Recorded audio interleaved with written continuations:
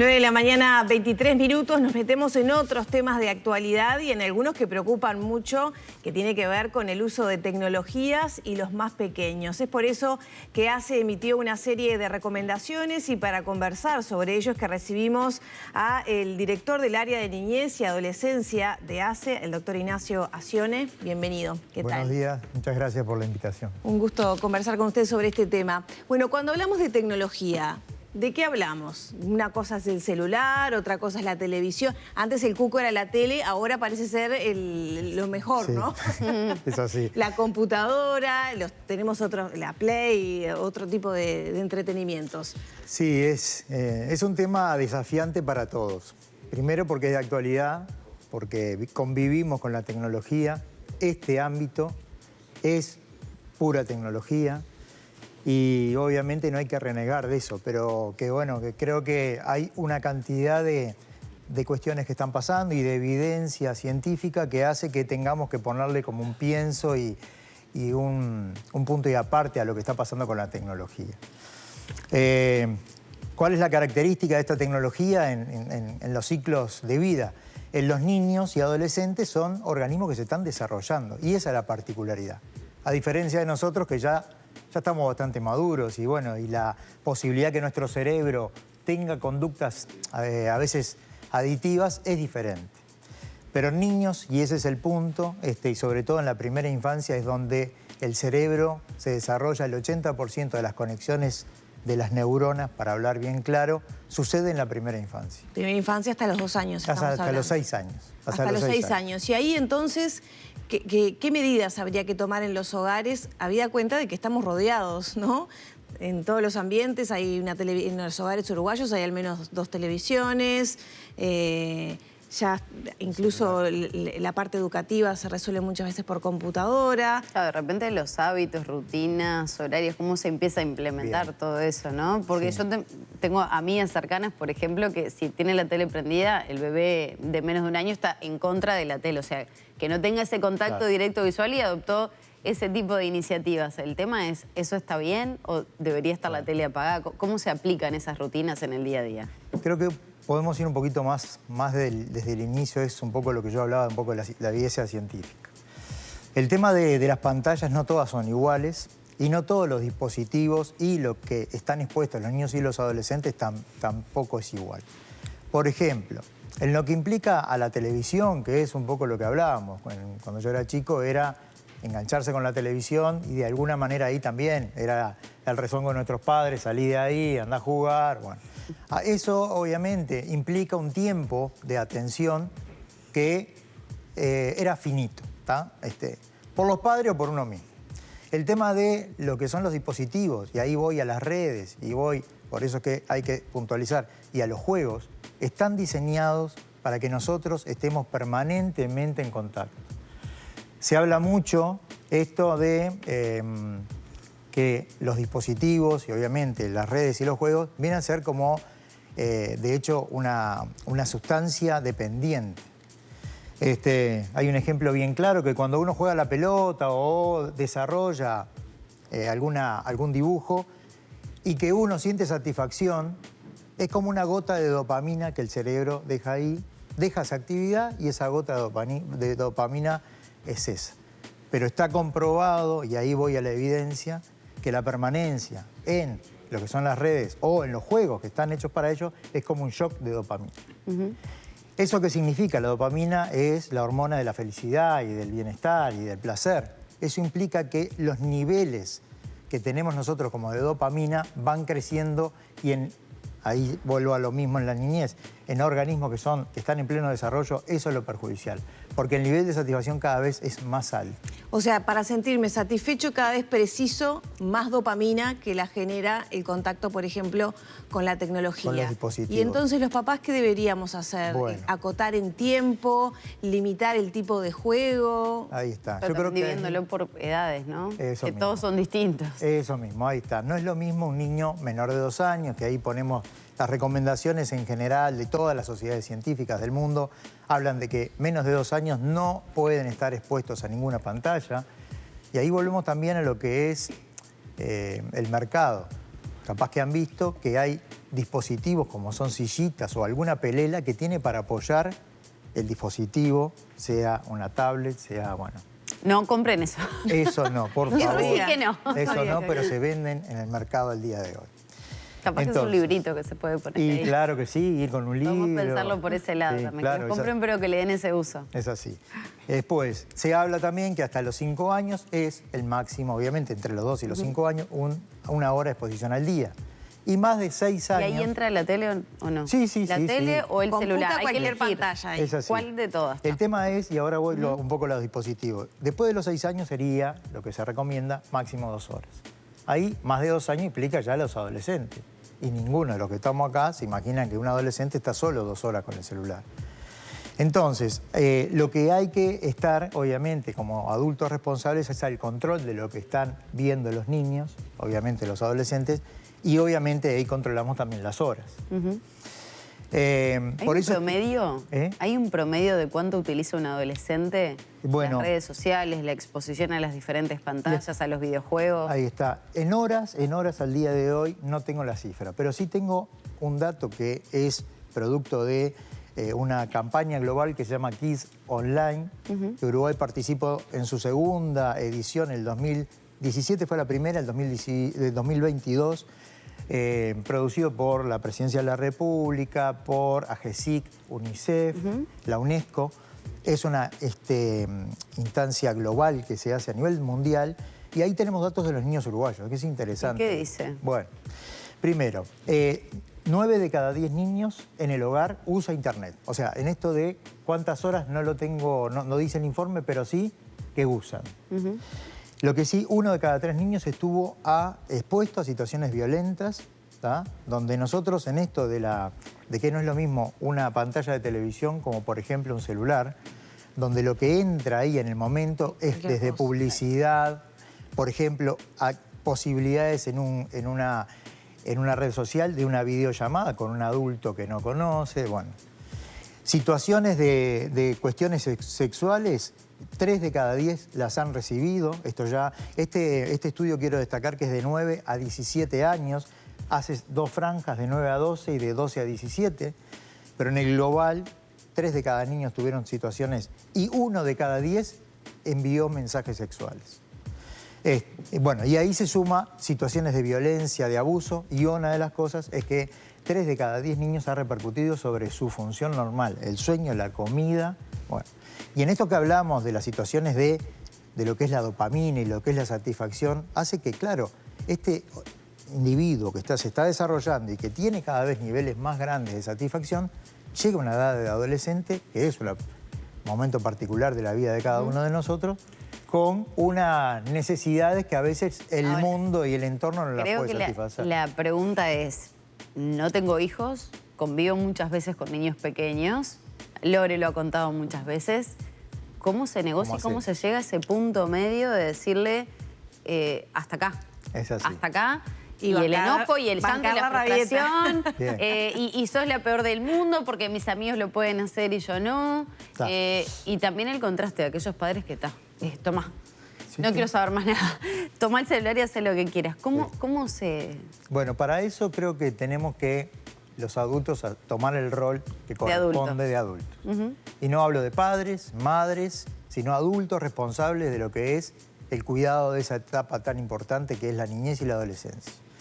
No solo para el celular, para otras cosas también. Pero particularmente para el celular es primero eso. Lo segundo, creo que en esto, y agradezco la invitación, es los medios de comunicación, los responsables de las áreas de la salud, que son los que tenemos la evidencia y podemos compartir la evidencia con ustedes, difundir. O sea, que esto es capital lo que están haciendo. Porque es primero la información para que cada uno pueda, en base a sus derechos, tomar decisiones. Pero la información la tienes que tener. Y después hay evidencia de que los niños chicos, menos de 8 años, el celular se saca y no pasa nada. La rabieta la tenés que aguantar. ¿Menos de cuánto? De 8 años. ¿Tá? Hay, en general, tercero de escuela, por debajo de tercero de escuela, el celular se saca y no pasa nada. Entre los 8 y los 12, bueno, ahí hay un acompañamiento tipo coaching, esa palabra que ahora se usa mucho, de los adultos responsables en cuanto a ese uso y al desuso de eso. Y ya para la edad adolescente, en algunos criterios se habla hasta de psicoterapia, porque esto viene a ser como si fuera una droga. Y ahí vuelvo un poco a los adultos. Claro. Si uno entiende que esto es una droga, no llegar al punto de decir que es una droga, pero es de dependencia de algo, un niño no le ofrece un cigarrillo, ni le ofrece un vaso de whisky, ni le ofrece droga específicamente. Entonces, capaz que ahí tenemos que repensar nuestras actitudes, asumir ese rol, y el rol de adulto responsable, cariñosamente, ¿tá? Porque todo es discutible y negociable con los niños, aunque sean chiquitos. Ese es el rol que creo que tenemos que tener. O sea, es un camino muy largo, porque la tecnología, el mercado, hace que eso no suceda. Un niño, una niña que tiene un uso quizá excesivo, bueno, tengo problemas para sacarle la tecnología, ¿tiene más chances de ser un adicto cuando sea un adulto? Y puede a otras ser. cuestiones. Sí, hay estudios que están vinculando muchas cosas de esto. Llevamos aproximadamente 10 años de los estudios científicos y se necesitan algunos años más para... Uno con 10 años sospecha cosas y con 5 o 10 años más afirma. Pero hay muchos estudios a nivel del mundo de los efectos perjudiciales. Esto quiero dejar claro. Esto es como lo que pasó con el cigarrillo. El día de ayer, estos días, estuve viendo una imagen haciendo referencia a estas cosas de que habían publicidades de embarazadas con el cigarrillo. Habían publicidades de venta de cigarrillos y cuando la evidencia identificó que eso era perjudicial para el recién nacido, para la madre, por lo tanto, ahora no se piense, y de hecho, si uno ve o una embarazada que toma alcohol o está prohibido totalmente o fuma, eso se pide que no se haga. O sea, la evidencia hace que ahora, en este momento con la tecnología, estamos acumulando evidencia, pero hay que, mientras tanto, hacer algo. Acumulamos evidencia con la vida propia, bueno, ¿no? Me quedé pensando en lo que decías respecto a la exposición a situaciones de riesgo que sobre todo tienen los adolescentes, en esa franja entre los 9 y los 17 años. Seguramente con mayor riesgo para los más pequeños que pueden no entender en definitiva lo que les está pasando. ¿Cuál es la recomendación para los adultos? Que puedan tener acceso a sus redes a través de otros dispositivos. ¿Estás violando la privacidad de alguna manera también? Debe ser una línea muy fina entre no querer violar privacidad y estar arriba para que no se expongan a situaciones de riesgo. ¿Qué es lo más recomendable en esos casos? Bueno, en general es obviamente el diálogo y la participación y obviamente compartir este problema con el adolescente que entiende un poco más, es también la base de muchas de estas cosas que podamos tratar. Claro, pero es una edad complicada también, sí, ¿no? Sí, claro, y vas a tener que tener mucha paciencia. A ver, y capaz que tiene alguna conversación que le da pudor, que se conozca. Totalmente, y vas a tener que tener mucha paciencia porque vas a ir y volver, ir y volver. Hay que explicarle también los riesgos.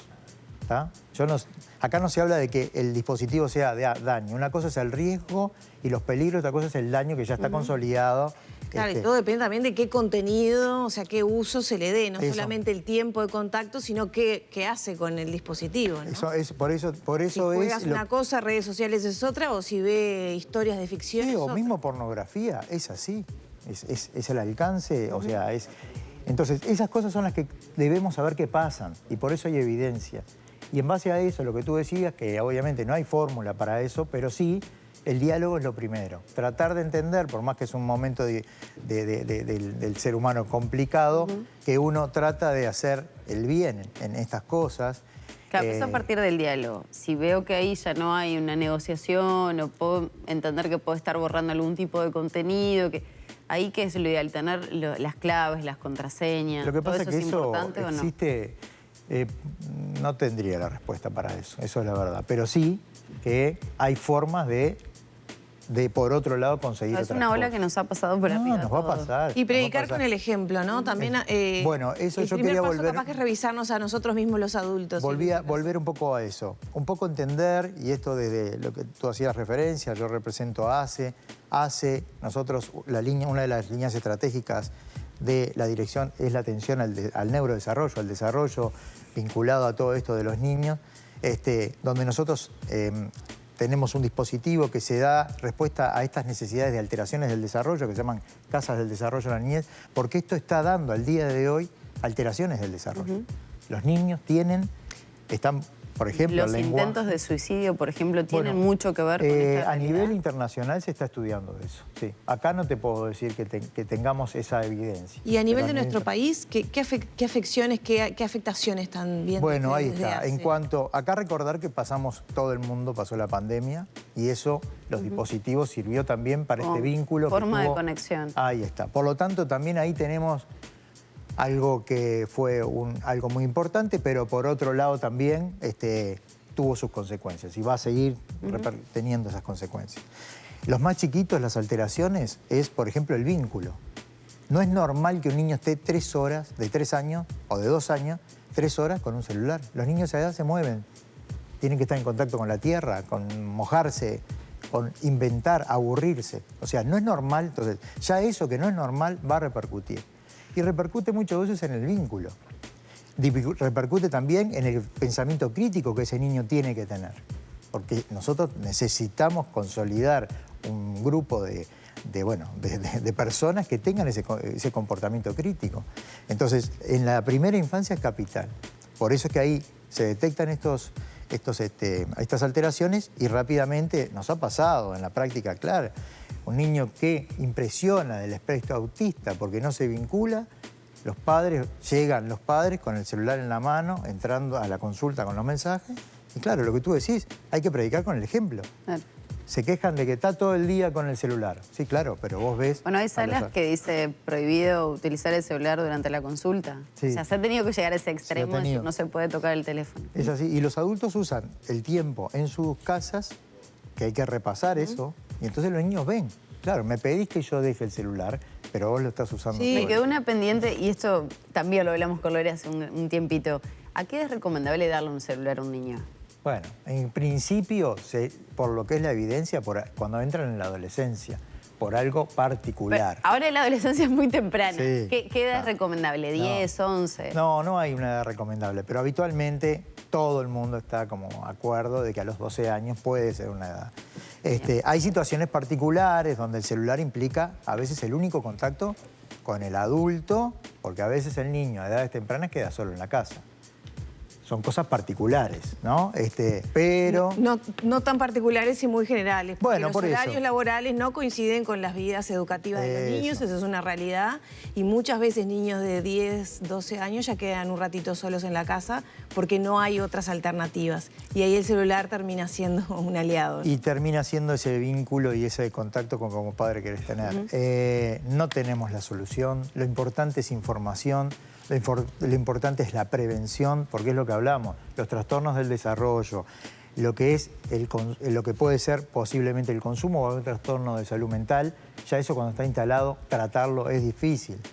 Y bueno, y es un desafío para todos, creo que sí, que es una etapa que nos está pasando en muchos casos, pero en esto particular es un desafío porque la publicidad, el comercio, y eso hace que, obviamente, el celular es algo muy atractivo. Todos los usamos, les repito, la diferencia es que los niños y los adolescentes están en un momento de ese desarrollo, de esa etapa tan importante de la vida, que el adulto, por más que estemos todo el día enganchados, tenemos otras herramientas. Igual contábamos que a nivel mundial hay, clínicas de desintoxicación para drogas, hay para la adicción a las pantallas. O sea, si será en la edad